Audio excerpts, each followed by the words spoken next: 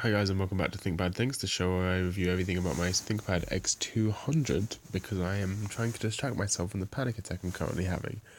Today we're going to be talking about, this is the first episode of Season 2, and we're going to be mainly talking about the differences I've noticed between my x200 and my x220. Did I call this an x200 earlier? I'm pretty sure I did call this an x200 earlier, but this is in fact an x220, a slightly later version. So the first thing you'll notice, it looks pretty similar. Like in general, it follows the same principles. You got the ThinkPad logo here, but there's a few major differences you might notice. The first and probably most prominent difference is the addition of a trackpad.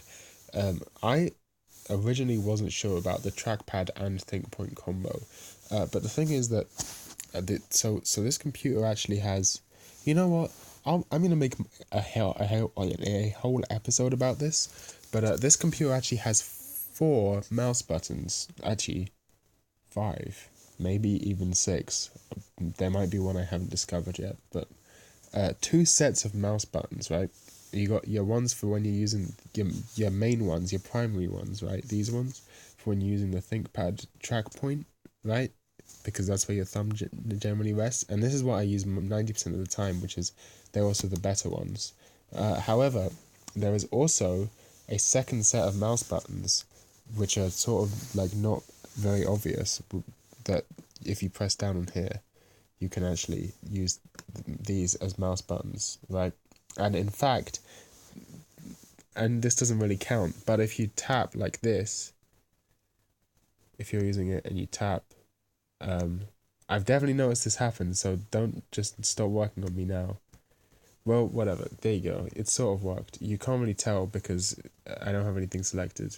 Let's say I want to open Steam, or let's say I want to open my recycle bin, right? I can tap, and it actually works as a mouse button. And if I tap with 2 fingers, it actually works to double click sometimes, except that one's a bit dodgy because the trackpad isn't very, trackpad technology wasn't very good at the time, which is why I'm very glad that they have the ThinkPoint thing, the track point thing as well.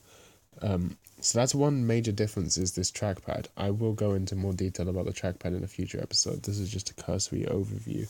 Another big difference is, well, I say big difference. There's actually a fingerprint reader on this. It works by sliding your finger down. I haven't set up my fingerprint on this, but I knew someone who had this model who had their fingerprint set up and also was using, I think, Puppy Linux. No, there's no way they were using Puppy Linux. They were using some sort of Linux. I don't remember exactly which distro it was. Could have been Debian. I'm not sure. I doubt it was Debian. They weren't. It was their first time using Linux. I don't exactly remember which Linux it was. It may well have been Puppy. Either way, they'd somehow set up the fingerprint reader on that, which was pretty cool. So there's one thing. There's a fingerprint reader, which is interesting. Now another difference is these buttons at the top. This actually has separate physical buttons for volume.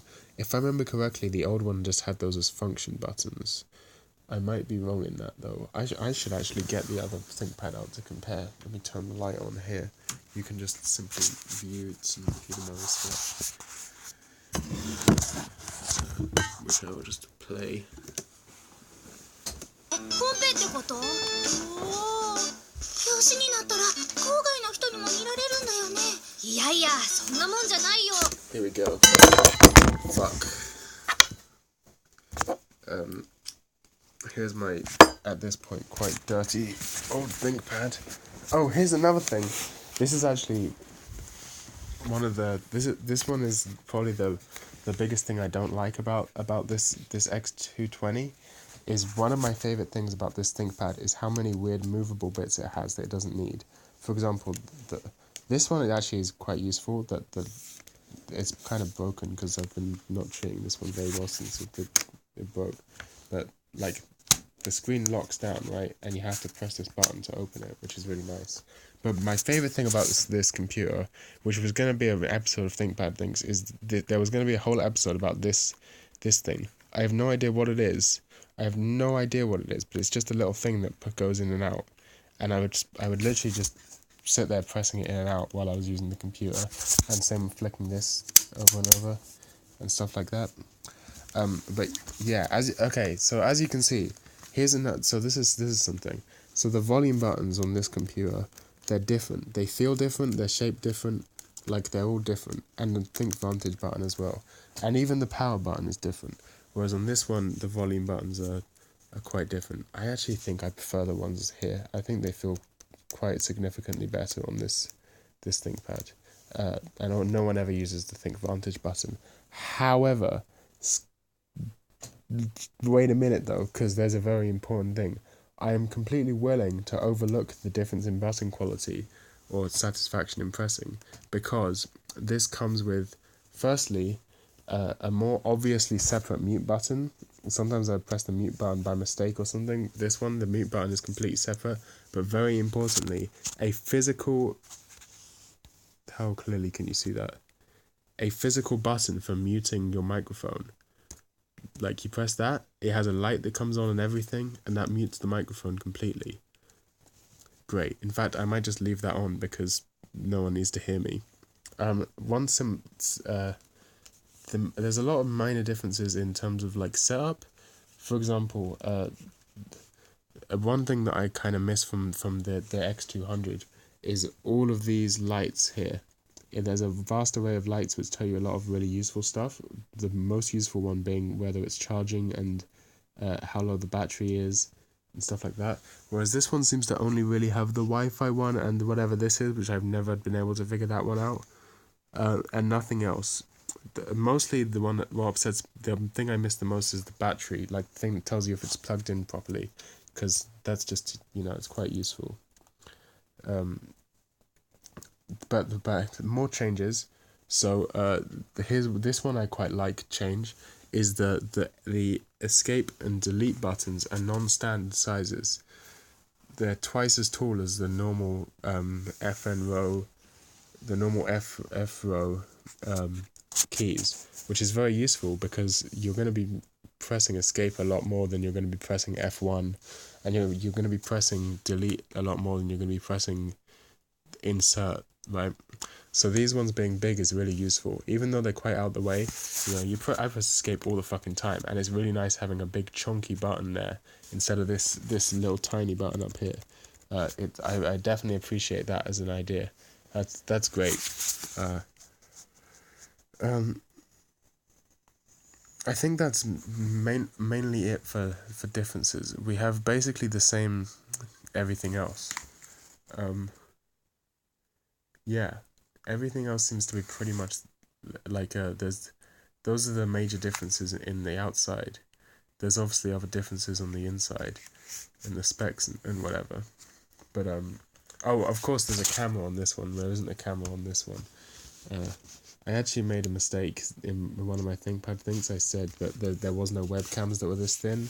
Clearly there were webcams that were that thin. I just didn't know about them. I don't think this is going to turn on. Yeah, it won't turn on. In terms of size, if we compare,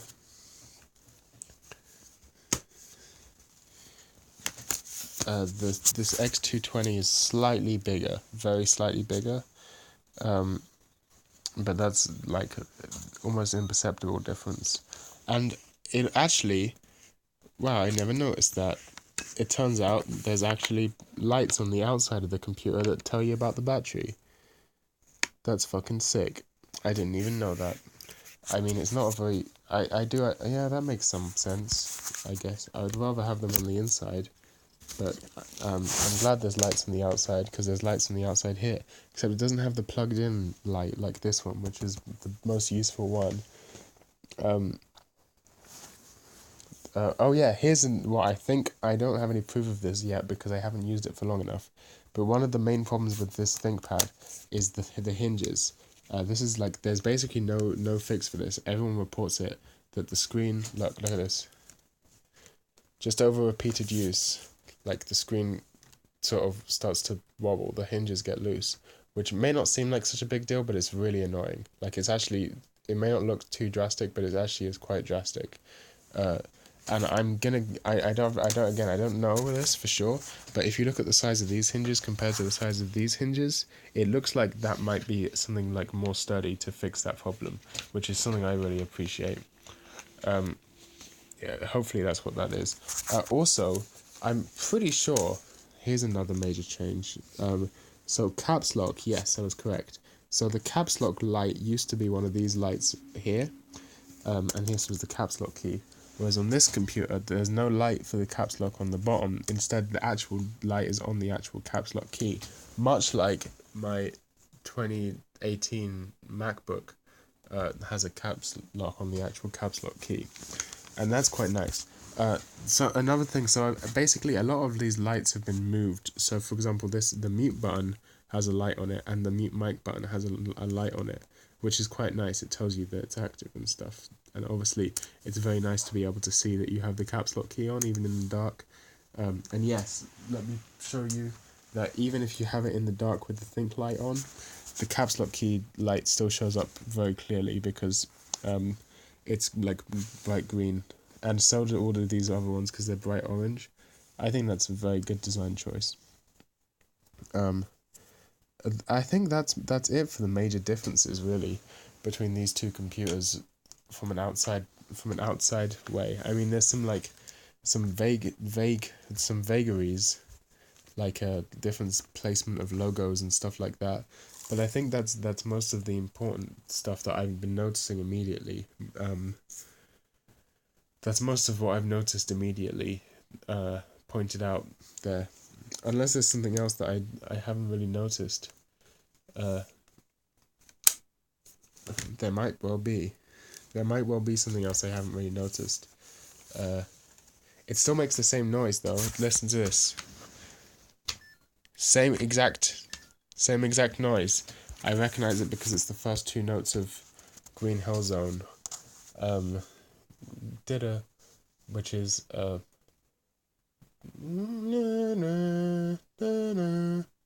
that's a major something. Oh, that's a fifth, right? Unless that's just an octave. I don't fucking know. I've been awake for like 20 billion hours. I don't know what fucking intervals are anymore.